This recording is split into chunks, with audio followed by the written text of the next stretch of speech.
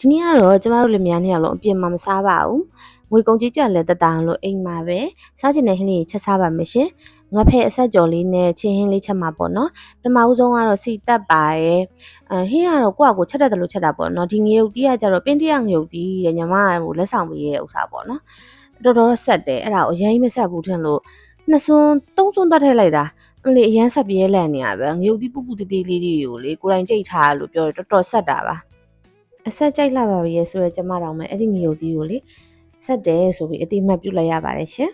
အခုကတော့ငဖဲ့ချင်းဆက်ကြော်လေးလည်းရပြီပေါ့နော်ပြီးတော့မုံလောက်ချင်းဟင်းလေးချက်ပါတယ်မုံလောက်ချင်းဟင်းချက်ဖို့ကလေမုံလောက်လေးကနှလုံးသုံးလုံးခန်းသီးလေးတွေစုပ်ရွက်လေးတွေကလည်းဟိုဒီကြံနေရနဲ့လေရေကတိုင်မှာရှိရဲ့အသီးရွက်လေးအကုန်လုံးကိုဟင်းတစ်ခွက်ဖြစ်သွားအောင်လို့လှုပ်လိုက်ပါတယ်လွှတ်ပြရမှာလည်းနှမျောတော့လေချိုးချံချွေတာလည်းရောက်အောင်လေလွင်လည်းမဖြစ်အောင်လို့အဲ့လိုလေးပဲချင်းဟင်းလေးတစ်ခွက်ချက်လိုက်တယ်ပေါ့နော်ပြီးတော့ဟင်းလေးလည်းကြက်ပြီးဆိုတော့ညီမတို့နှစ်ယောက်ထမင်းစားပါတယ်ဆန်ကတော့ထုံးစံတိုင်းပဲညီမတို့ရဲ့ထုံးစံတိုင်းအကြိုက်ဆုံးကုန်းဆောင်ဆန်လေးပေါ့နော်ညီမတို့လေပေါ်ဆန်းမွေးလုံးဝမစားတတ်တော့ဘူးအိမ်အောင်ကြကြတဲ့အမေကလေဆန်နေစီတွေပို့လက်စားရှိတော့လေအမေကပို့ပေးရင်းနဲ့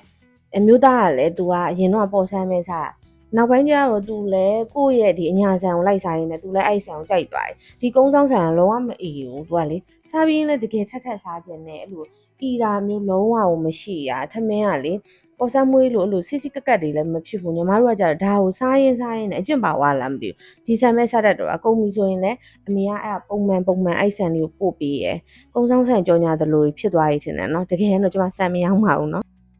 အပြင်စားတွေပေါ့နော်ဘလောက်ပဲကောင်းတာတွေပဲစား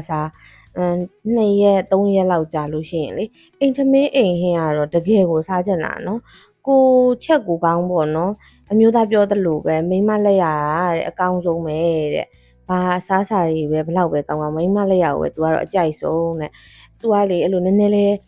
ကြီးများရဲ့ဆိုတာလေအသားဟင်းတွေပါလေအဲ့လိုကြီးများတာမဟုတ်ဘူးဟင်းချက်လက်ရတို့အဲ့လိုစတိုင်းတို့ဟင်းဆိုရင်လေအဲ့လိုအနီရောင်လေးဖြစ်တာဝါရောင်လေးတွေအဲ့လိုဟင်းဆိုအရောင်အစင်းလေးနဲ့စီပြန်လေးဖြစ်မှာကြိုက်တာတို့ဟိုလူချက်ရင်ဒီလူချက်ရင်မကြိုက်တာတို့သူကအဲ့လိုလေးလည်းရှိတော့လေကိုကလည်းအဲ့လိုလေးတိတိချာချာလေးချက်ရပြန်ရော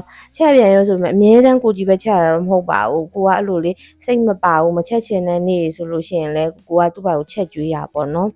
ဒီလိုပါပဲလင်မယားဆိုတော့လေတယောက်နဲ့တယောက်ပြန်လှန်မဲ့ပေါ့နော်အိမ်မှာပဲလေအမြဲတမ်းချက်စားပြန်တော့လေတရက်ကလေဘာဟင်းနဲ့ချက်လို့ချက်ရမှလည်းမသိဘူးအဲ့ဒါစဉ်းစားရတာလေအလုပ်တစ်လုပ်အဲ့ဒါတော့အဲ့မှာစီတီမတ်မှာပတ်ပြီးဆိုရင်2ခေါက်3ခေါက်ပတ်တယ်ဘာချက်လို့ချက်ရမှလည်းမသိဘူးနောက်ဆုံးကြတော့လေအဲ့မှာတွေ့တဲ့အသီးရွက်ကလေးဝယ်လာပြန်ရင်တစ်ပတ်နဲ့တစ်ပတ်ကလေထက်နေရဟင်းနေရလေအဲ့တော့ဘာဟင်းလေးတွေ